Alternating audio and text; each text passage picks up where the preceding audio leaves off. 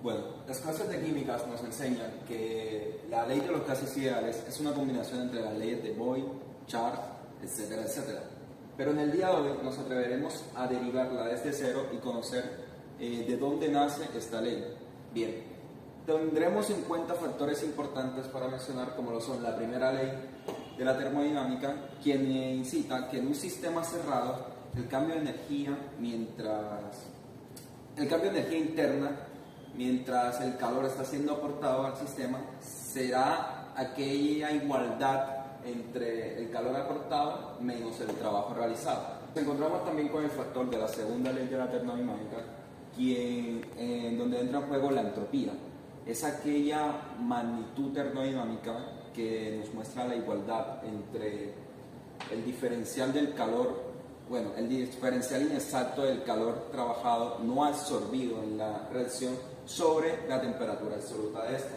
Nos centraremos en el día de hoy en la ecuación de la entropía según Boltzmann, quien maneja que es la constante de Boltzmann por la multiplicidad del logaritmo del número de posiciones.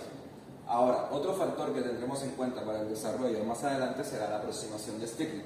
La aproximación de Stirling es la que nos ayudará para cuando tengamos un n número de posiciones en n dimensional, que eso lo vendremos aportando más adelante. Y tenemos aquí la igualdad, como la pueden ver. La función gamma también será un factor que tendremos en cuenta más adelante, donde gamma de n será igual a la n menos 1 factorial, y eso será integrado mucho más adelante. Ahora, empecemos imaginando que tenemos una partícula dentro de un cubo o dentro de un cuadrado, como lo quieran observar. Preferimos tener un cubo para manejar lo que es las tres dimensiones. Ahora, esta partícula se moverá en el eje Y, eje X y eje Z, por lo cual tendrá una determinación del número de posiciones según el principio de incertidumbre, que lo veremos reflejado en esta ecuación de aquí. Heisenberg decía que el delta de X por el delta multiplicado de momentos en X y así sucesivamente será mayor o igual que H constante, una constante que desconocemos, pero será reconocida según los valores necesarios o unidades requeridas, sobre 2 elevado a la 3, en este caso debido a que tenemos tres dimensiones. Conforme vayamos avanzando a un n dimensional, veremos que ese valor exponencial tendrá una importancia más relevante. Bien, entonces basado en este principio, observaremos que el número de posiciones es proporcional al volumen de la partícula, del espacio en el que se encuentra la partícula, perdón. Entonces, ubicando el hallazgo del momento, tendríamos que el momento total de las tres dimensiones sería toda esta ecuación de aquí. Ubicando ese momento de manera mecánica, nos atreveremos a igualar las ecuaciones de la energía con el momento lineal, en donde despejaremos B para poder igualar y a su vez despejar lo que es el valor del momento, en donde ya una vez igualado tenemos que la raíz de 2 veces la energía sobre m es igual al momento sobre m, y nuevamente al despejar m tendríamos que momento igual a la raíz de 2 veces m por 1. Una vez despejados esos valores, lo representaremos en la ecuación del hallazgo de la energía interna para poder hallar el número de posiciones de la partícula. Eso será igual a 1 sobre 2m, una vez factorizado, por la suma de todos los momentos al cuadrado. Bien, ya habíamos encontrado que esta ecuación de la sumatoria de los momentos es equivalente al momento total en la posición lineal, por lo cual, despejando, tendríamos que 1 sobre 2m sería igual al cuadrado del momento lineal, en este caso. Esto se nos hace semejante a lo que es la ecuación de la esfera, si bien me sigue, en donde x cuadrado más y cuadrado más z cuadrado igual a r cuadrado. Bien, este valor de aquí sería nuestro r cuadrado. Yéndonos a lo que es el teorema del conteo, sabremos que el área será entonces proporcional al orden de posiciones multiplicado a su vez por 4pi, que es lo que representamos aquí para denominar o denotar lo que es el área de una superficie. Recuerden que entre más número de vectores tengamos, esto formará una esfera. Entonces pasaremos de ese universo en forma de cubo a un universo esférico. Bien, lo metemos en la ecuación y tendríamos como resultado final esto de aquí. Pero ojo, esto sería para una sola partícula. Recuerden cuando les mencioné que según el principio de incertidumbre de Heisenberg iríamos agregando a ese exponencial un número n de dimensiones. Y aquí es donde entra lo que conocemos como una hiperesfera n-dimensional, en donde n cabrá dentro de la multiplicidad y a su vez buscaremos una constante h elevado al cubo. En este caso la multiplicaremos luego por el n dimensional para obtener así un valor de posiciones para una hiperesfera de n dimensiones. Bien, en esta hiperesfera de n dimensiones conservaremos lo que es la proporcionalidad entre el volumen y el radio. Recuerden que a mayor volumen tiene una esfera, entonces su radio también aumentará en proporción a este.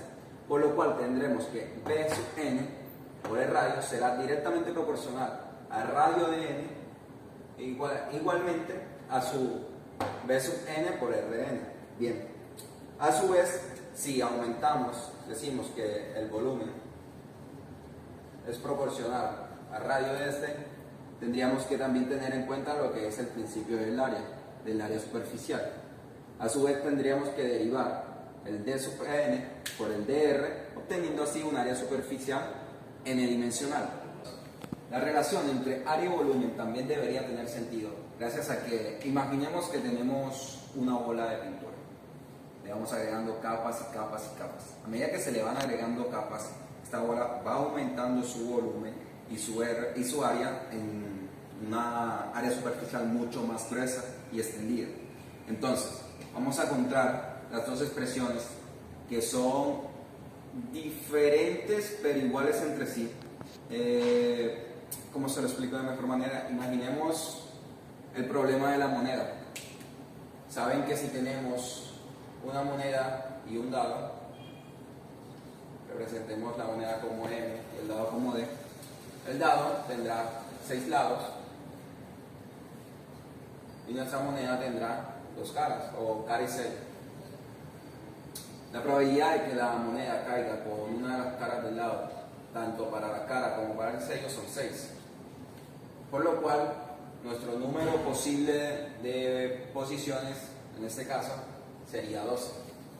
Entonces, en este caso, esta representación se verá definida acá como el Bn. Para cada valor B se tendrá una respectiva número n-dimensional y por lo cual se podrán igualar las presiones y resolver para Bn. Siguiendo con la siguiente parte, ahora vamos a tratar de buscar una función que cumpla con las siguientes características, en donde la suma de dos funciones me produce de ellas mismas.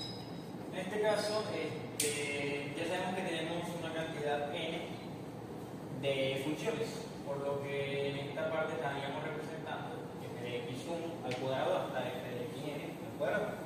Esto sería igual entonces al producto de lo de f de x desde 1 al cuadrado hasta f de x de sub n al cuadrado. Bueno, ya sabemos entonces que esto representa a f al cuadrado, lo que tendríamos f de r al cuadrado, bueno, igual al producto aplicando esta propiedad. Ahora, hay dos funciones específicas que pueden cumplir con estas características, pero me voy a fundamentar en la función exponencial. Ahora, en la función exponencial entonces tendríamos dos opciones. Una sería f de x con exponencial a la x y la otra sería f de x con exponencial a la menos x.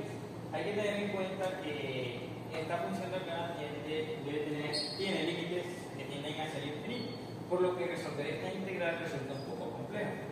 Entonces, por conveniencia, voy a utilizar esta función de acá, que además tiene una función que ya conocemos.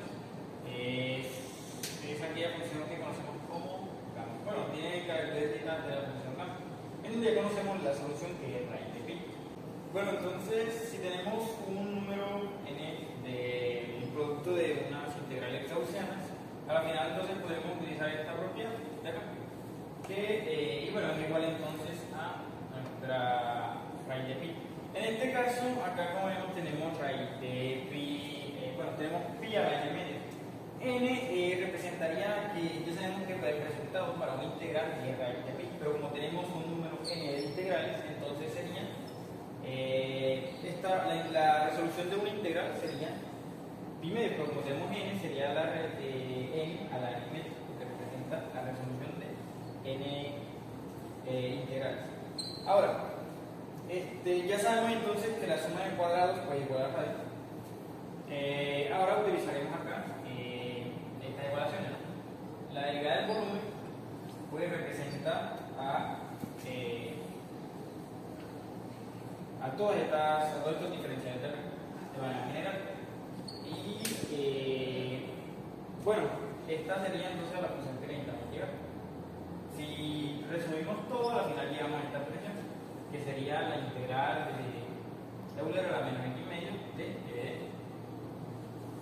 Entonces, ya anteriormente ya conocemos el valor de integral a n, que sería la derivada del volumen con respecto a radio, el cual tiene este valor de acá. Si reemplazamos todos los valores, entonces al final llegamos a la siguiente integral, que simplemente nos quedaría resolver. Ahora, acá tenemos, bueno, simple álgebra, sacamos pues las constantes en este caso y resolvemos nuestra variable. Al final, pues lo que hacemos aquí es llegar a una sustitución simple con el término de u, y pues ya sabemos que esto es una función gamma. Entonces ya conocemos su resolución. Al final pues llegamos a esta respuesta, ¿no? Este valor que está acá es el resultado de la función integral. Ahora, a nosotros nos interesa saber, bueno, acá esto es igual a pi a la n media. A nosotros nos interesa en este caso conocer esta variable, el volumen. Entonces lo que hacemos es despejarlo. Despejando nos queda de esta manera. Y bueno, de manera general se expresa de esta manera, con un mayúscula en términos de reducción de radio, con radio elevado a la n. Lo conocemos por la principio de la multiplicidad. Ahora vamos a conocer entonces el área de la superficie de esa esfera. En este caso sería la derivada de nuestro volumen, pero al final llegamos a esta expresión. Ahora, esta es la consideración que tendríamos entonces para una partícula, pero para un número n de partículas, entonces esta n representa una partícula, pero como vimos al inicio, entonces a la final terminamos reemplazando estos valores n por 3. Y pues al final también reemplazamos el radio, que también lo conocemos, y pues llegamos a la siguiente expresión. Ahora procedemos a hallar el momento para un número n de partículas. Ya no vamos a considerar simplemente una partícula, sino n partículas. Bueno, entonces acá lo que hacemos es reemplazar pues considerando ya el número de dimensiones y nuestro valor de R. En este caso nos queda la siguiente expresión. Ahora calcularemos el momento, procederemos con el momento para un número determinado, indeterminado, un número n de dimensiones, de partículas, un número de partículas. Entonces el momento para un número de partículas será igual a... Y aquí ya entonces consideramos ya el principio de un gas monotónico, la multiplicidad de un gas monotónico. Ya sabemos entonces que por la multiplicidad nos queda el volumen asociado con el momento. Entonces nos quedaría de la siguiente manera.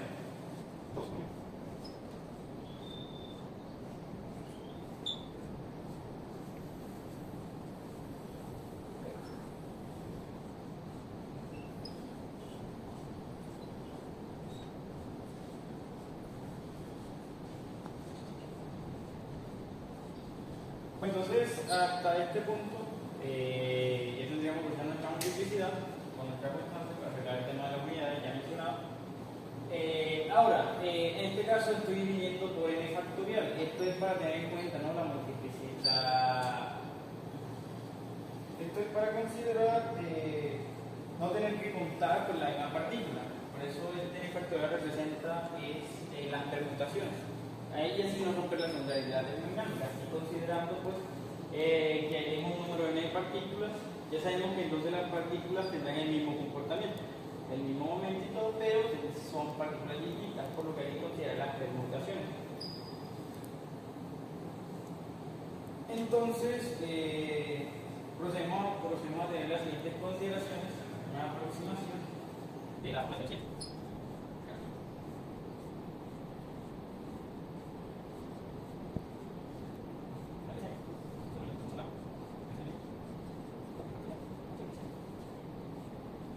Bueno, en este caso, como se habrán dado cuenta, eliminamos este 2 de aquí, ya que ese es un valor de la constante que realmente aporta una cantidad significativa a nuestra entropía.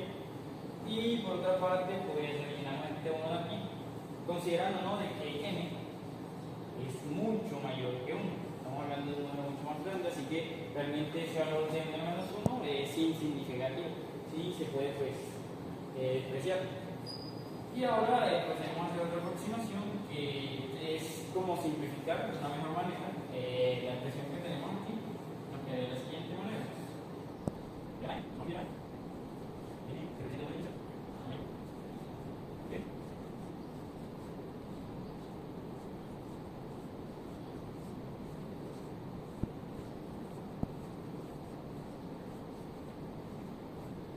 Y aquí llamamos la siguiente expresión, la siguiente aproximación.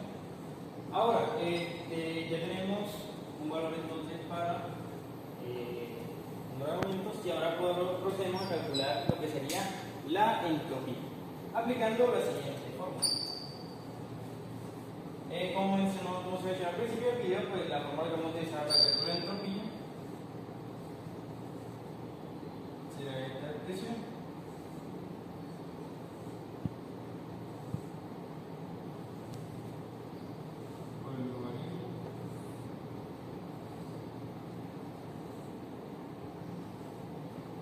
Entonces, estos valores de acá ya lo conocemos, así que podemos reemplazarlo en nuestra expresión.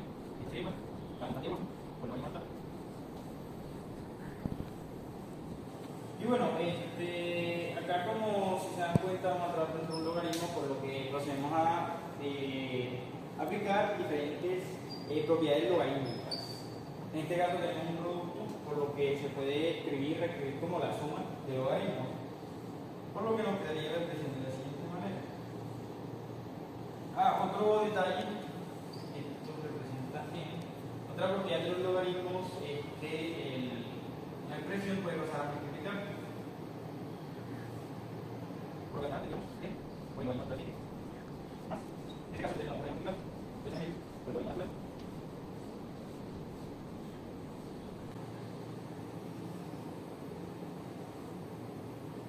Menos ok, ahora pasamos a la siguiente expresión. El menos aparece pues de un cociente y logaritmo un cociente de la diferencia de logaritmos, por lo que sería igual de factorial menos igual.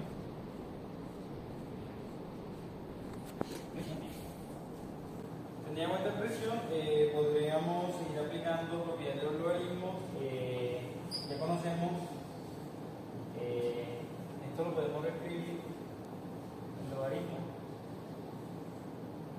de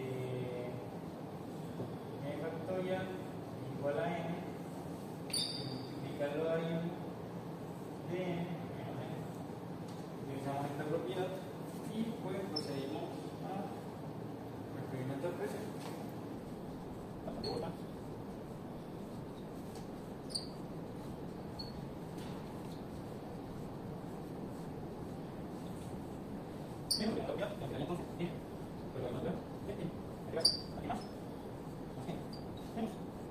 Y ya sabemos entonces que nuestra función gamma también puede ser expresada de la siguiente manera, ¿no? Entonces esto también lo podemos reescribir de la misma manera, por lo que nos quedaría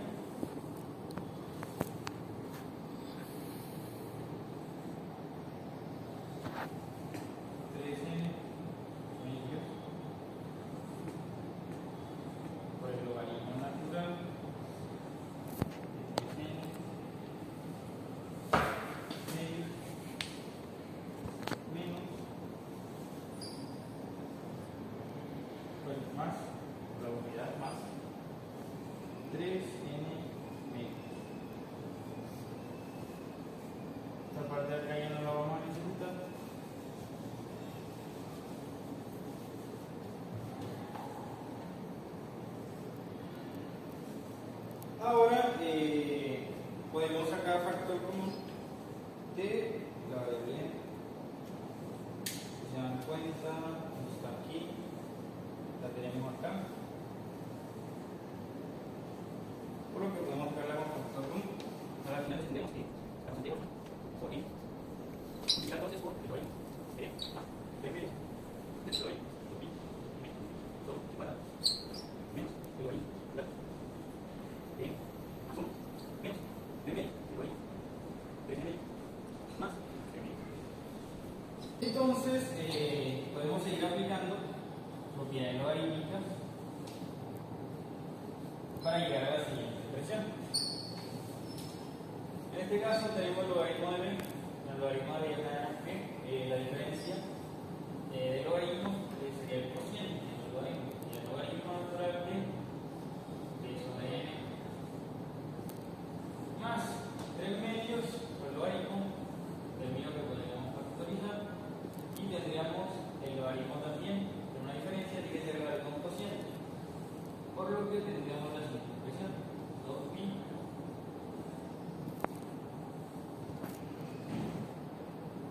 ahora nos quedaría sobre 3n. N medios pasa arriba a multiplicar, por lo que quedaría 4pi. Y tendríamos entonces 1 más 3 medios, el cual pues es 5 medios. Y tendríamos esta expresión. Por esto sería igual a entropía. Ahora procedemos a podemos seguir aplicando otra propiedad de los logaritmos. En este caso tenemos un producto aquí, podemos colocarlo como exponencial.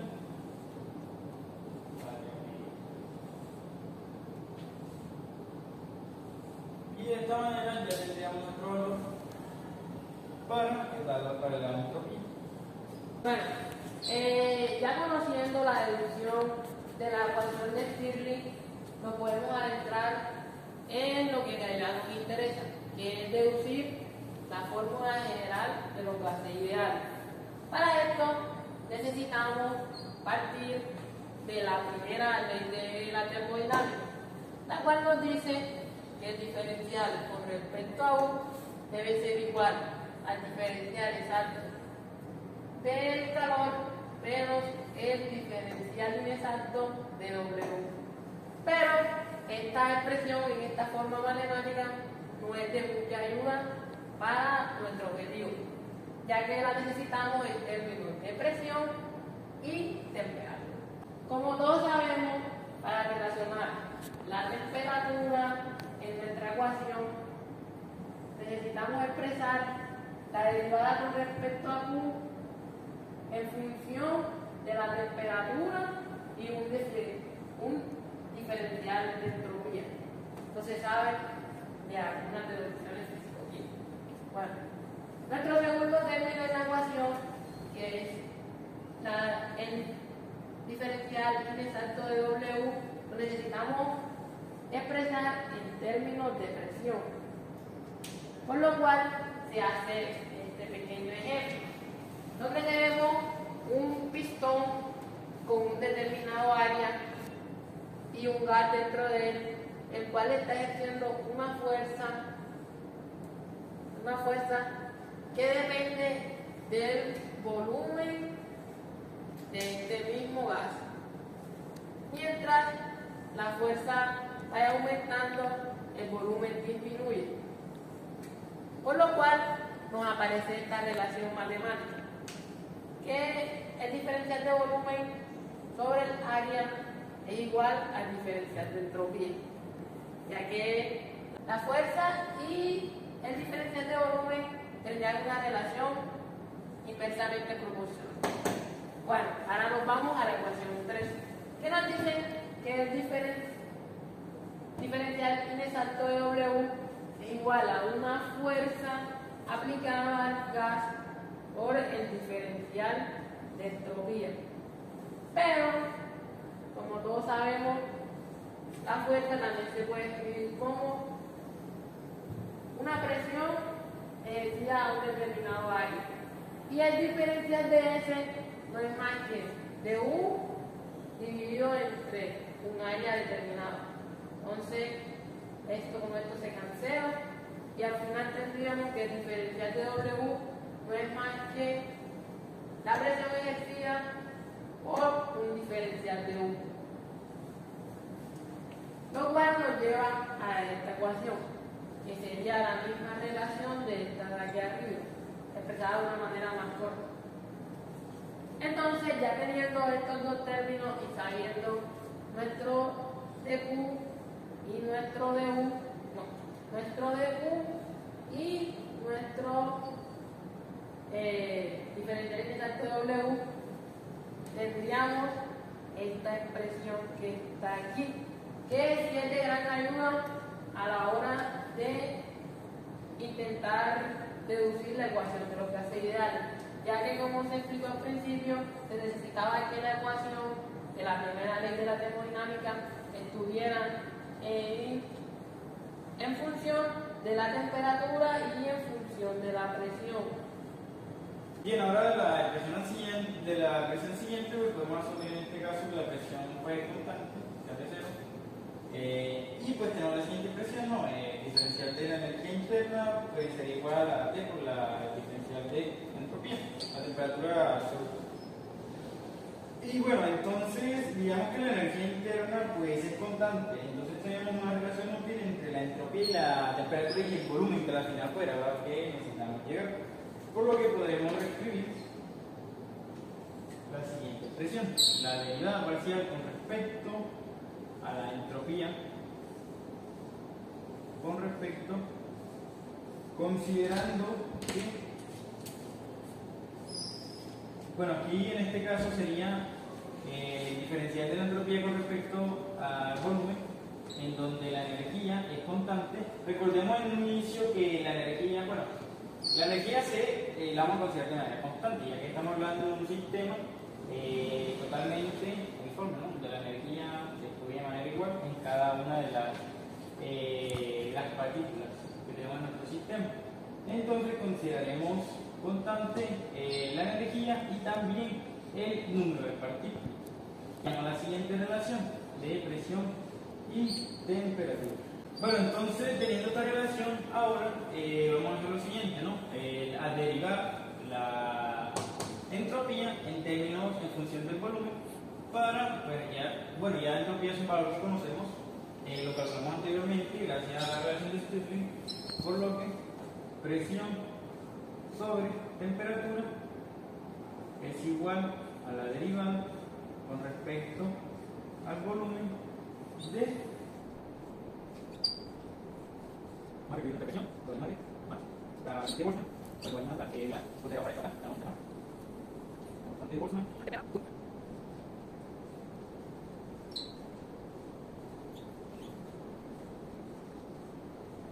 Para de medios más 5 medios de la constante de Boltzmann. En este caso, pues es conveniente distribuirlo cada una de las siguientes expresiones. Ahora, si vamos a derivar con respecto al volumen, entonces estas expresiones son constantes. Esta expresión de aquí es constante, tiende a 0, y esta expresión de aquí es constante, tiende a 0. Por lo que al final nos quedaría que la derivada sería igual a la derivada con respecto a esto sería, bueno, esto es constante, K sobre B por N, la derivada natural de E pues sería 1 sobre B, y llegamos a esta expresión de aquí. Ahora, esta sería para un número n de partículas y la constante de Boltzmann. Si esto lo queremos expresar en términos o a la ecuación que hoy en día conocemos, pues tendríamos que multiplicar la constante de Boltzmann por el número Avogadro. Vamos a representar el número Avogadro con la letra A, y esto pues nos daría la constante de los gases, la constante R. Y para el caso del número aquí tendríamos el número de partículas. El número de partículas, si lo queremos expresar en términos de mol, el número de mol sería no más que el número de partículas dividido entre el número de Avogadro.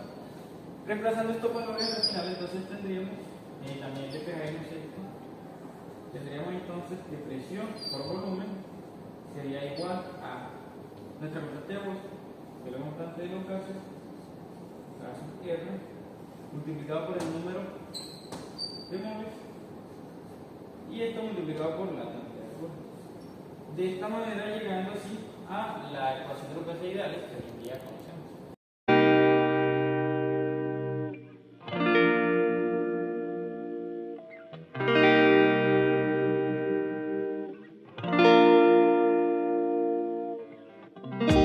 I just need someone in my life to give it structure, to handle all the